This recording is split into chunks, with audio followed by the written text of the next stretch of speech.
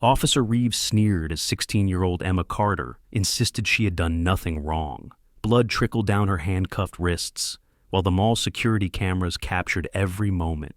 Shadow, her blind German shepherd, barked desperately but was shoved aside. Then the door opened. Colonel Rebecca Carter walked in, wearing a simple blazer, yet her presence radiated unshakable authority. Reeves would regret this moment for the rest of his career.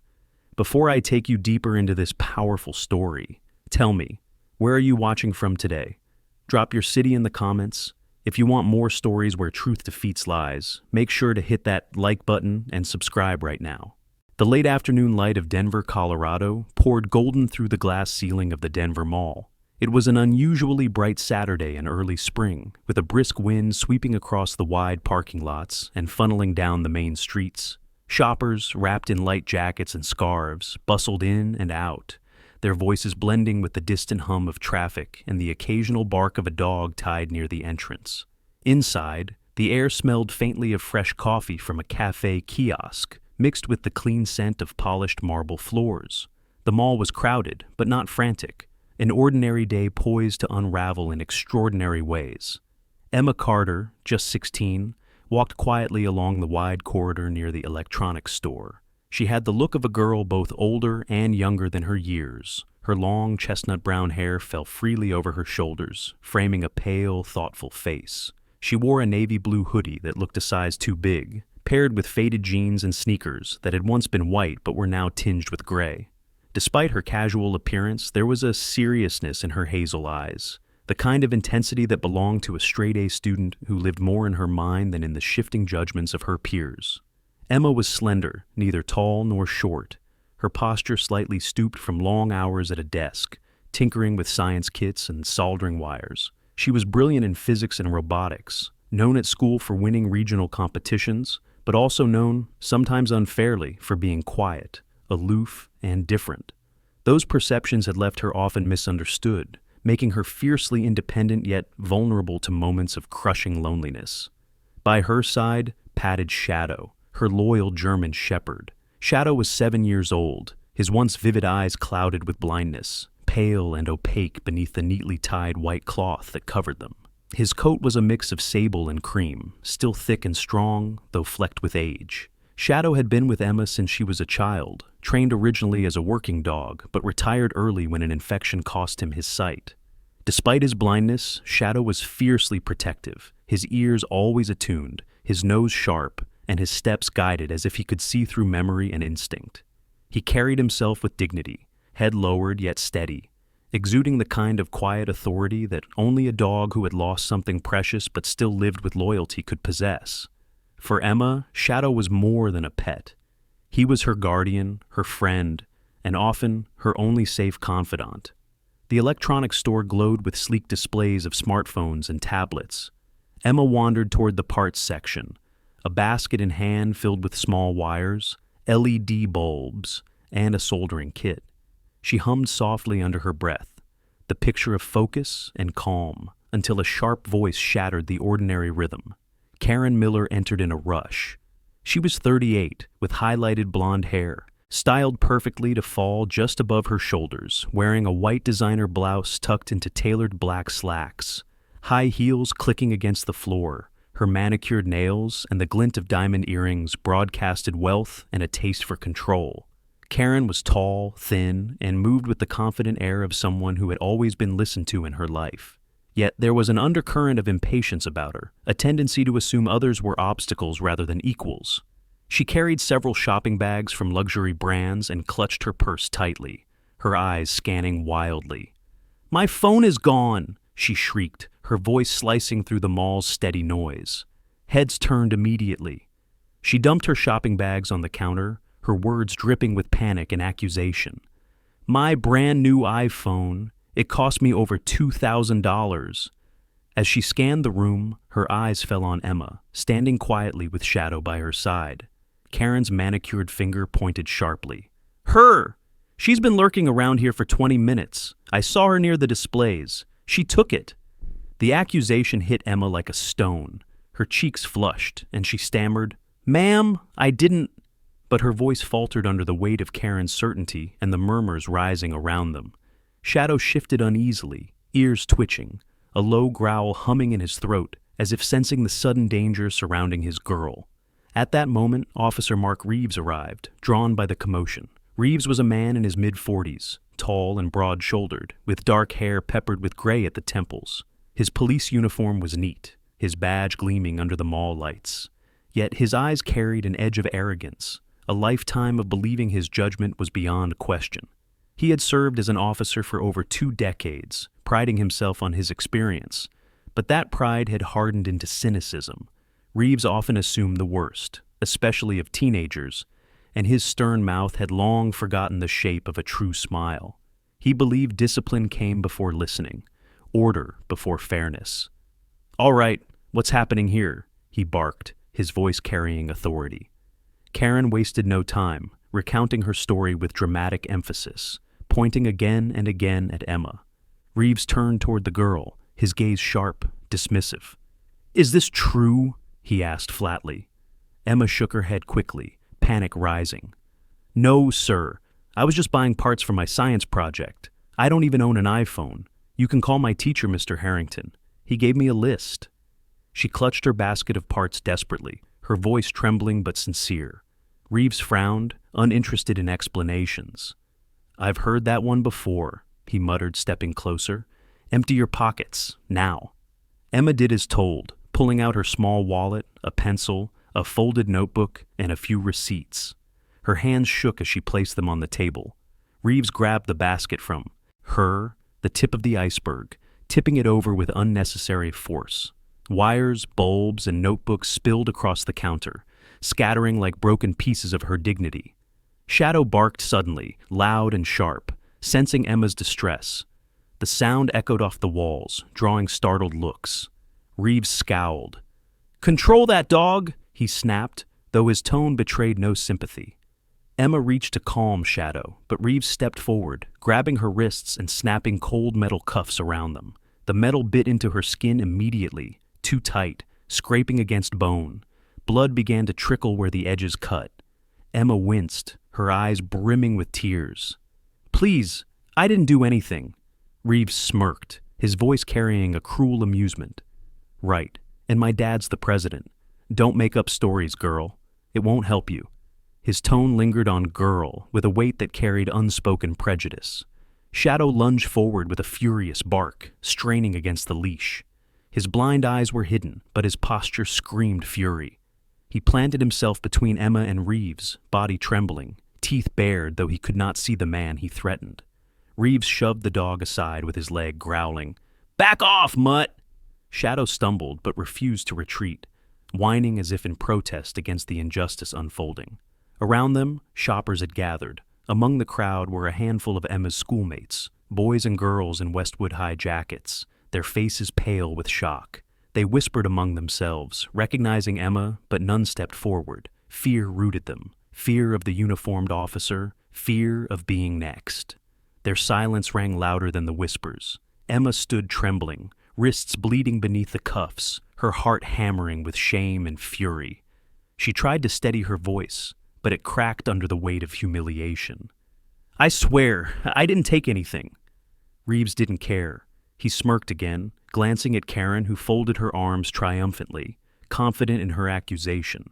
The ordinary Saturday at Denver Mall had become a stage of cruelty, injustice, and silence. And as Shadow barked again, his blind eyes turned toward the world that refused to see the truth. Emma realized this was only the beginning of a nightmare she never asked for. Emma's heart raced as the cold steel bit deeper into her wrists. She could feel the blood dampening the sleeve of her hoodie, and Shadow's growl still vibrated at her feet. She had never felt more alone in her 16 years. The mall crowd pressed closer, whispers rippling through the air like a cruel chorus. Officer Reeves loomed above her with a smirk of control, and Karen Miller clutched her designer purse as if the very sight of Emma confirmed her guilt. Emma's chest tightened, and she remembered the one lifeline she still had. With trembling fingers, she slipped her phone from the pocket Reeves had ignored, shielding it under her cuffed hands as best she could. The screen cracked faintly from the pressure, but it lit up. She dialed a single number by memory. Colonel Rebecca Carter sat in a high-ceilinged briefing room inside the Pentagon. The polished oak table gleamed under fluorescent lights, scattered with files, steaming cups of black coffee, and the quiet hum of tension only top-level meetings carried. Rebecca, 42, was a woman who commanded presence without raising her voice. Her shoulder-length blonde hair was tied neatly into a bun, her uniform immaculate, displaying medals earned not through favor, but through years of combat and sacrifice. At 5'8", her lean, athletic frame carried the mark of a soldier who had survived deserts, jungles, and icy frontiers. Her face bore fine lines at the corners of her gray-blue eyes, evidence not of age, but of nights without sleep, decisions made in war zones, and losses carried quietly in her heart. Rebecca was respected, but more importantly, she was trusted. Those who knew her spoke of her loyalty, her unshakable discipline, and her fierce devotion to the truth. Around her sat generals and analysts, men and women hardened by policy and battlefield reports. One of them, General Marcus Hayes, a man in his late 50s with a weathered, tan face and the stoic calm of a seasoned commander, was speaking when Rebecca's phone buzzed sharply against the wood. At first she ignored it. Family calls were rare during duty. But then it buzzed again. She excused herself, glancing at the screen. The name made her blood run cold. Emma. She answered instantly, stepping into the corridor. Emma? Her voice, usually a steady current, now carried urgency. On the other end came Emma's trembling whisper. Mom, they think I stole something. He's hurting me. The muffled sound of shadow barking faintly bled through the call. Rebecca's breath hitched. Her soldier's instinct, honed for war, kicked in. But this time, it was for her child. Where are you? The Denver Mall, security office, Emma choked out before the phone slipped from her hand and clattered. Rebecca stood frozen for half a beat, her pulse thundering. Then she straightened, squared her shoulders, and strode back into the room. Excuse me, generals. Family emergency, she said, her tone quiet but commanding. Every head at the table turned. Even General Hayes, a man not easily swayed, nodded gravely. Go, Rebecca, handle it. Within minutes she was in her car, the engine roaring down the highway. The landscape of Virginia blurred outside, but Rebecca's mind was sharp, her jaw set like stone. She pressed her phone against the steering wheel and made another call. David, she said, the moment the line connected. On the other end, Major David Collins responded in his steady baritone. David was 40, a military lawyer with sharp intellect and calm patience. He had broad shoulders and a square jaw softened by a ready smile, though those who knew him closely saw the weariness etched deep from defending soldiers in impossible cases. He wore wire-rimmed glasses that gave him the appearance of a professor, though his time in Afghanistan had left a permanent limp and a deeper understanding of injustice. Rebecca and David had fought side by side years before, and since then, their trust in one another was unbreakable. Rebecca, what's wrong? He asked. My daughter's being detained illegally at Denver Mall. I need you there, now. Her words were clipped, military sharp. David didn't hesitate. Text me the details. I'll pull case law and get on the road. You'll need backup? She hung up, then quickly tapped out a group message to several of her old comrades, men and women who had once followed her into battle. Some were mechanics, some veterans now running small businesses, but all owed her loyalty, and she knew they'd come if called. Back at Denver Mall, the crowd had grown. The security office doors were half shut, voices drifting from within. Among those voices, a young woman in her mid-20s lifted a small camera discreetly. Her name was Lily Harper. Lily was petite, with shoulder-length auburn hair tucked into a beanie, wearing a faded denim jacket over a flannel shirt. Her large brown eyes held a restless curiosity, the kind that always looked for cracks in official stories. Lily had been a reporter for the Denver Gazette for 2 years, often covering community events and soft human interest stories. But her ambition was larger. She wanted truth, and she wanted it raw. Raised in a working-class family that had often been overlooked, Lily carried a natural suspicion of authority and an instinct for injustice. She had been leaving a cafe across the corridor when she noticed the crowd forming and the panicked tone of Karen's shriek. Her instincts had driven her closer, camera ready. Through the half-open door, she caught glimpses. A teenage girl with blood on her wrists, a blind German shepherd barking in fury, and an officer pressing his authority like a weapon. Lily's gut told her this was no ordinary shoplifting accusation. It was the kind of moment that exposed deeper truths. She kept filming, her heart pounding. She knew recording might get her thrown out. But she had seen, too, many stories buried. If the world was about to see what she suspected, she wanted the record. Meanwhile, inside her car speeding down the interstate, Rebecca redialed. This time her call was brief, but heavy with command. "Marcus, I need emergency leave. My daughter is in danger." General Hayes' voice came steady over the line. "Take what you need, keep me updated. We'll cover your flank here." Rebecca's throat tightened with gratitude, but she said only, "Yes, sir." She hung up and pressed harder on the accelerator. The road ahead stretched endlessly, but Rebecca's mind flickered with memories. Emma, at 8 years old, building her first robot with scraps in the garage. Emma, at 12, feeding Shadow pieces of sandwich under the dinner table. Emma, just last week, excitedly explaining her science project. The idea that her daughter could be humiliated, handcuffed, hurt by someone meant to protect the public. Rage threatened to consume her. Yet, Rebecca's years of soldiering steadied her. She did not act on rage. She acted on mission. Shadow barked again inside the mall, the sound carrying down the hallway to Lily's camera. Emma winced as Reeves pressed her cuffed wrists harder against the table, Karen's smirk still sharp as glass. But Emma clung to one thought: Mom is coming. The moment was no longer ordinary. The next move belonged to Rebecca Carter, and she was already closing the distance with unstoppable purpose. The Denver Mall's security office was a cramped square room, its white walls cluttered with monitors, shelves of binders, and the faint hum of fluorescent lights overhead. The tension inside was nearly unbearable. Karen Miller stood with her arms crossed, smug and restless, her designer heels tapping against the tiled floor. Officer Mark Reeves loomed nearby, his uniform creased sharply, though his face betrayed irritation as whispers from the gathered crowd outside seeped in. Emma Carter sat in the hard metal chair, her wrists still painfully bound, the cuffs digging into her skin. Shadow pressed close to her leg, his sable and cream coat bristling, his cloudy eyes hidden beneath the white blindfold, ears twitching at every hostile movement in the room. The dog's soft whines vibrated against Emma's ankle like a wordless reassurance. The glass door slid open with a quiet hiss. Colonel Rebecca Carter stepped inside, and the atmosphere shifted as if the air itself recognized her authority. She was dressed in civilian attire, dark jeans tucked into leather boots, a burgundy blouse beneath a fitted black blazer. But her bearing could not be mistaken. At 42, Rebecca carried herself with the unflinching steadiness of a soldier. Her gray-blue eyes scanned the room in a swift, practiced sweep, registering exits, bodies, and threats in a heartbeat. Her expression was calm, almost serene, yet behind that stillness radiated lethal certainty.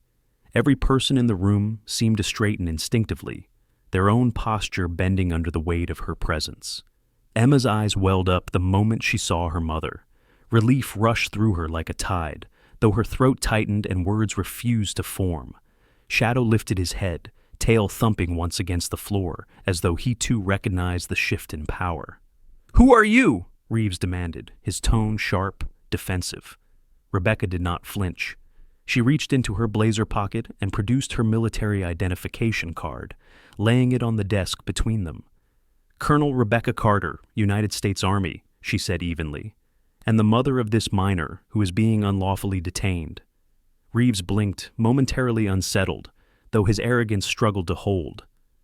"This is mall security business," he said gruffly. "We had a complaint." Rebecca's gaze cut to the store manager hovering in the corner, a man in his late 30s with thinning hair and a nervous stoop. His name tag read, Wilson. His eyes darted toward Karen, then away, sweat shining at his temples.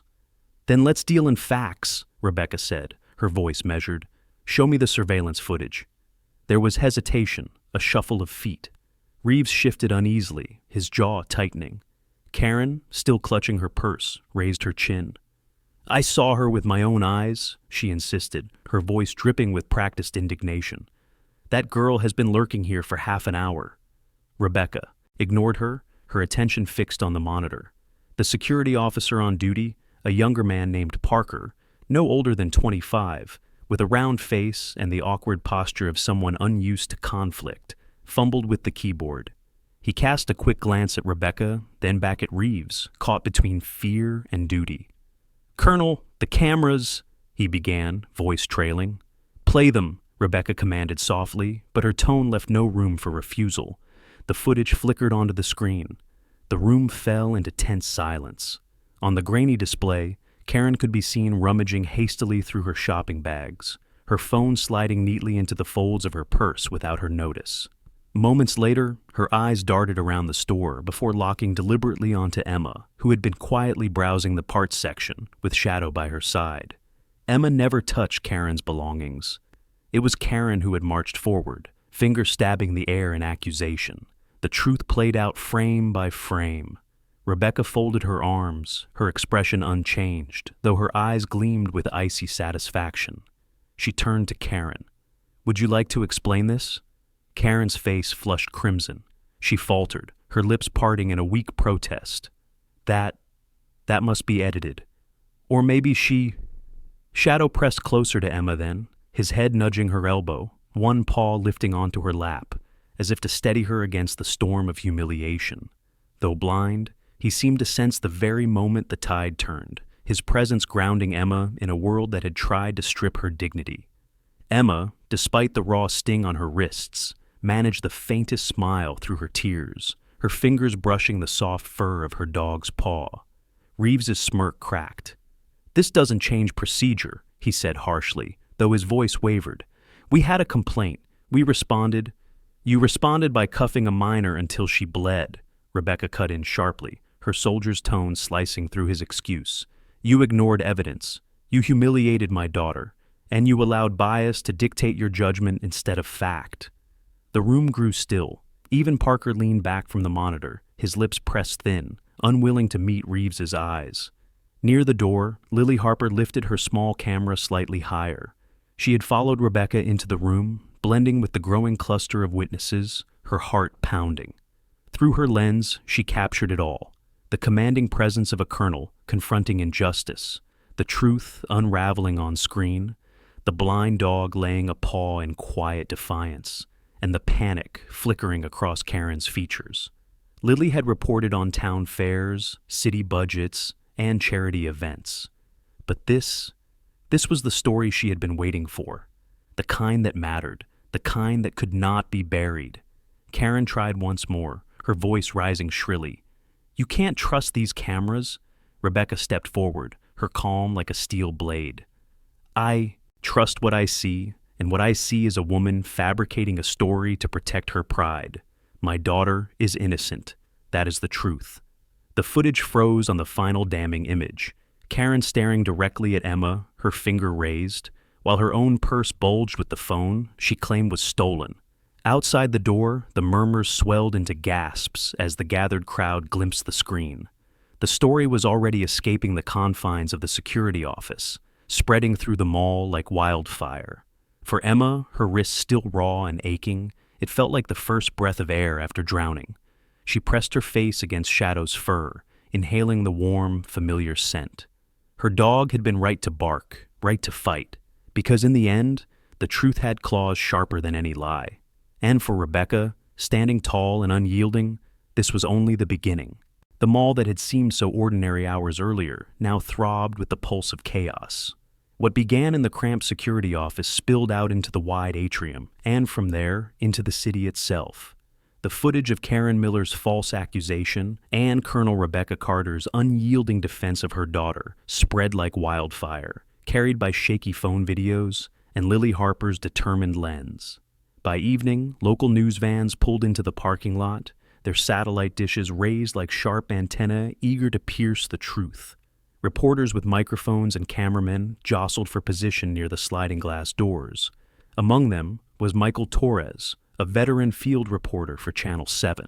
Michael, in his mid-40s, wore a tan trench coat over a rumpled dress shirt. his salt-and-pepper hair always slightly disheveled from chasing deadlines. His career had been shaped by covering city corruption, scandals, and natural disasters. He carried a cynical edge, but also a quiet hope that journalism could still force accountability. Spotting the uniformed presence at the mall, he immediately sensed the story's weight and ordered his cameraman to keep rolling. Inside, Officer Reeves tried to regain control, though his jaw tightened visibly as microphones and cameras turned in his direction. His tall, broad-shouldered frame, that once intimidated, now looked cornered under the harsh fluorescent glare. "We followed procedure," he repeated stiffly to a growing audience of reporters, his voice losing conviction each time. His words sounded rehearsed, brittle, as if clinging to a rope fraying fast. Karen Miller stood to the side, her earlier bravado shattered, her manicured hands trembling as she clutched her purse. The expensive highlight in her blonde hair no longer gleamed with authority, and beads of sweat dotted her temple. The possibility of a lawsuit loomed heavy, and the thought of her social circle learning the truth carved lines of panic into her face. The mall's security manager, Garrett Wilson, had retreated behind his desk, his thin frame hunched, his thinning hair damp with stress. He avoided eye contact with everyone, terrified of being dragged down with Reeves and Karen, though he knew his name would inevitably surface. Colonel Rebecca Carter stood tall in the center of the storm, her presence a lighthouse amid the chaos. She spoke firmly, her gray-blue eyes holding steady against the barrage of questions. "My daughter was handcuffed without evidence, humiliated and physically harmed," she declared. Her voice was calm, but cut like steel. "This is not only about her, it is about every child who could be treated this way when prejudice is allowed to stand in place of justice." Beside her, Emma's face burned under the flash of cameras. 16, still trembling from the ordeal, she tried to shrink into herself, torn between shame and awe. She wanted to hide, but she also felt pride that her mother had defended her so fiercely. She pressed her raw wrists against her hoodie sleeves and leaned against Shadow for courage. Shadow, the blind German shepherd with the white blindfold, sat tall despite his sightless eyes. His sable and cream fur caught the artificial light as he pressed his flank against Emma's leg, a silent symbol of loyalty. His head lifted with each noise, ears twitching, as if guarding her against invisible dangers. To the cameras, Shadow looked like a warrior, scarred yet undefeated, and his presence stirred hearts. Photos of the dog would later flood social media. #Shadow. The Guardian began to trend within hours. Outside the mall, the growing crowd of bystanders reflected the community's anger. Among them was Denise Walker, a schoolteacher in her early 50s, broad-shouldered with kind eyes behind wire glasses. She was Emma's former middle school teacher and had rushed to the mall when she saw Emma's name in early news reports. Denise had taught for 30 years, witnessing injustice take root in subtle forms. She raised her voice above the crowd, calling, "She's one of my best students. Emma Carter is brilliant and kind. This is wrong." Her words, spoken with the authority of someone who had nurtured generations, rippled through the audience, drawing nods and murmurs of agreement. The chaos soon drew a new presence, Police Chief Raymond Dalton.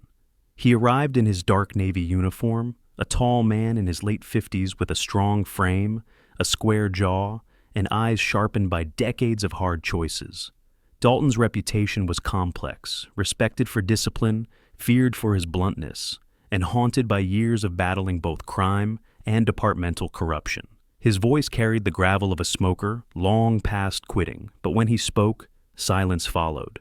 Dalton pushed past reporters into the security office, where he found Reeves standing rigidly, his hand hovering near his belt in nervous reflex.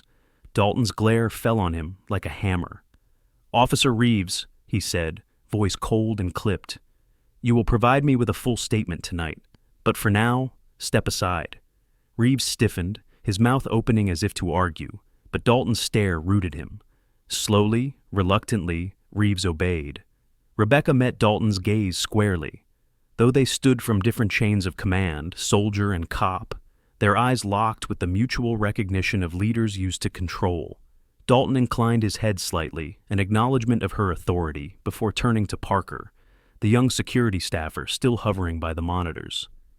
"Play the footage for me, all of it." As the damning video replayed once more, the silence deepened. Even Dalton's jaw tightened as Karen's lie was revealed frame by frame. He turned sharply to Karen, his voice low but heavy with promise. "Ma'am, I hope you have a good lawyer, because this isn't going away." Karen blanched, fumbling for words, but none came. Meanwhile, outside the office, Lily, Harper typed furiously on her laptop, her auburn hair falling into her face as she pieced together the first draft of her article. She had been unnoticed among the chaos, slipping into corners to file her work. Her heart pounded because she knew she was sitting on a firestorm. Her headline read, "Teen handcuffed without evidence at Denver Mall. Colonel Mother demands justice." She uploaded the video she had captured of Rebecca confronting Reeves and Karen, her fingers trembling slightly as she hit publish. Within minutes, her story shot across social media platforms, sparking waves of outrage and debate about racial profiling, misuse of authority, and the treatment of minors. The mall that had once been just a shopping hub was now a symbol, its name trending on Twitter, its image flashing across television screens. For Emma, the sudden flood of attention was dizzying. Strangers shouted words of encouragement, reporters angled for quotes, and old friends sent texts of support. But inside, she wrestled with fear of being defined by this moment forever, fear of classmates whispering behind her back. And yet, beneath the fear flickered pride. Her mother had stood for her, and Shadow had stood with her. As the night deepened, solidarity grew. Veterans Rebecca had messaged earlier began arriving quietly, men and women in plain clothes with the upright bearing of those who had once worn uniforms. They stood at the mall entrance, watching, not interfering, but making their presence known. The sight of them added weight to the unfolding drama. This was no longer just one family's struggle, but a community's. By midnight, the storm had swept beyond Denver Mall, reaching the city, the state, the nation. For better or worse, Emma Carter's name was now tied to a movement, and in the center of it all sat Shadow, blind but unyielding, his head resting against Emma's knee, a silent guardian, a symbol of courage the world could not ignore. The Denver courthouse loomed tall against the winter sky, its pale stone facade glowing faintly under a hazy morning sun. The air was crisp, cold enough to sting the skin, and crowds had gathered along the courthouse steps, bundled in coats and scarves. Reporters with cameras stood ready, their breath visible in the chill, while members of the community lined the sidewalks holding handmade signs with words like, "Justice for Emma and end profiling now." The city had been waiting for this day, and the building itself seemed to hum with the gravity of what was about to unfold. Inside, the courtroom was packed. Wooden pews creaked under the weight of anxious bodies. At the front sat Judge Marion Peterson, a woman in her early 60s with silver-streaked black hair tied into a neat bun. She had a stern yet maternal air, her dark eyes sharp as obsidian behind thin rectangular glasses. Peterson had spent decades on the bench, known for her fairness and an intolerance for theatrics. Her robe hung loosely on her tall, wiry frame, and her voice carried the controlled authority of someone who had weathered countless storms of testimony. Emma Carter sat at the plaintiff's table beside her mother, Colonel Rebecca Carter. Emma wore a simple navy sweater, her wrists still bandaged but healing. Her chestnut hair was brushed neatly, though strands fell across her pale cheeks. Her expression was subdued, a mixture of fear and strength, as if she understood this was no longer just her story. It was bigger than her. Rebecca, seated proudly at her side, wore her dress uniform today. The rows of medals on her chest gleamed, each one carrying its own story of sacrifice. She did not flaunt them, they simply spoke for her. She exuded composure, though the protective fire in her gray-blue eyes was clear whenever she looked at her daughter. Shadow lay at Emma's feet, calm and dignified, his blind eyes covered by the white cloth, his sable and cream coat brushed clean for the day. He rested his head against his paws. Though 7 years old, his posture still carried the noble bearing of a guardian, and the courtroom attendees couldn't help but glance at him with reverence. For many, Shadow had become a symbol, a reminder that loyalty and courage could thrive even in darkness. At the defense table sat Karen Miller, her blonde hair no longer styled with care, her face pale beneath heavy makeup meant to hide sleepless nights. She fidgeted constantly, her manicured fingers tapping nervously against the polished oak. The weight of public disgrace had already begun to gnaw at her confidence. Beside her sat Officer Mark Reeves, shoulders hunched. His uniform had been stripped of the polish it once carried. The badge was gone, replaced by civilian clothes, an ill-fitting gray suit that hung awkwardly on his broad frame. His jaw was tight, his eyes dark with defiance, though the flickers of doubt betrayed him each time he glanced at the crowd. The trial had stretched over 3 days, but today was the culmination. Witnesses had spoken, including Emma's teacher, Denise Walker, who testified to Emma's integrity and brilliance. Young Parker, the nervous mall security technician, had taken the stand with trembling hands, confirming what the footage showed. And finally, the security recordings had been played on the courtroom's large screens. Karen unknowingly placing her own phone in her purse, then deliberately accusing Emma. Reeves ignoring all evidence, cuffing her harshly until blood marked her wrists. The truth had played out in black and white, undeniable and unyielding. Lily Harper sat near the press section, her auburn hair tucked behind her ears, her notepad filled with scribbles. She wore a dark blazer over jeans, professional enough for court, but still carrying the energy of the young reporter she was. Lily had been thrust into the spotlight overnight after publishing her story, and now she had become part of the narrative herself. Her article titled "The White Blindfold" had gone viral, sparking national conversations. She knew that today, no matter the ruling, her work had already changed something. As the last arguments concluded, Judge Peterson leaned forward, her hands folded. The room stilled.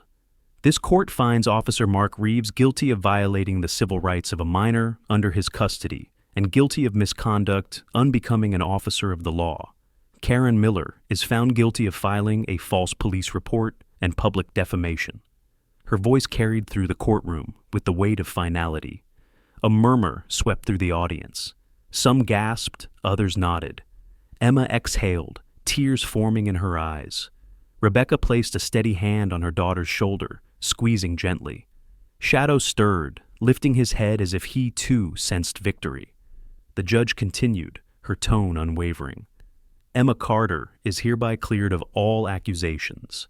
Furthermore, this court recommends immediate reforms to Denver Mall security procedures, including mandatory anti-bias training, transparency in detainment processes, and community oversight of complaints. Rebecca stood, saluting the decision not with military precision, but with the quiet dignity of a mother who had fought and won. Emma rose beside her, her small frame dwarfed by the weight of the moment.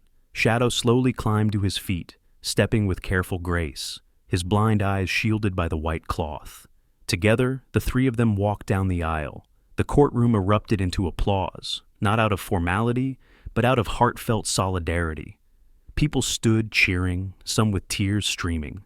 The image of Emma, Rebecca, and Shadow, walking side by side, became one burned into memory. Cameras flashed, capturing the sight of the blind dog steadying his girl's steps as they exited into the cold Denver air. Outside, the steps of the courthouse overflowed with supporters. Handmade signs lifted high, chants of "Justice" rolled like thunder. Emma, shy and overwhelmed, clutched Shadow's leash tightly. Rebecca lifted her head, acknowledging the crowd with a nod, her medals catching the winter sun. For a moment, the world seemed to stand still. Weeks later, the impact continued to ripple. Denver Mall announced sweeping new policies.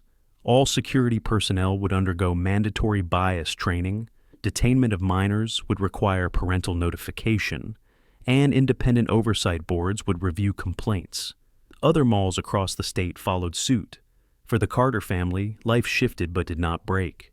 Emma returned to school, greeted by whispers and applause, her science projects now symbols of resilience.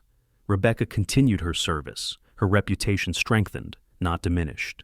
And Shadow, though blind, was invited to schools and community centers as a living reminder of courage. Children would pet his sable coat and listen to the story of the dog who saw truth without eyes. As for Lily Harper, her reporting earned her the city's journalism award. Dressed in a modest black dress, she stood on stage weeks later, auburn hair gleaming under the lights, holding the award close. "This story was never about me," she said to the applauding crowd. It was about a girl who refused to be silenced, a mother who stood firm, and a blind dog who reminded us all that justice can be seen without sight. The audience rose to their feet. Lily's words, like her story, carried outward, reaching beyond Denver. The white blindfold became not just the title of her article, but a symbol of hope. And so it was that on one cold morning in Denver, justice did not merely settle one case. It lit a fire that promised a brighter, fairer tomorrow. Sometimes the greatest miracles are not the ones we expect. Justice itself can be a miracle when truth finally rises above lies and light pierces through the darkness. Colonel Rebecca's courage, Emma's dignity, and even Shadow's quiet loyalty remind us that God places signs in our lives, through people, through trials, even through a blind dog who could see what others refused to. In our daily lives, we may not face a courtroom or a public storm, but we all encounter moments of injustice, doubt, or fear. In those moments, remember that faith is not weakness, but strength. It is the quiet voice that tells us to stand firm, to protect the innocent, to love when it would be easier to hate. And when we choose truth over fear, we are walking in the footsteps of the one who promised never to leave us. If this story touched your heart, I invite you to share it with others who need a reminder that God is still at work in our world. Comment your thoughts below, and if you believe in the power of faith and justice, write Amen in the comments so others can see the strength of our community. Do not forget to like this video, subscribe to the channel, and let us continue spreading stories of hope together. May God bless you and your family always.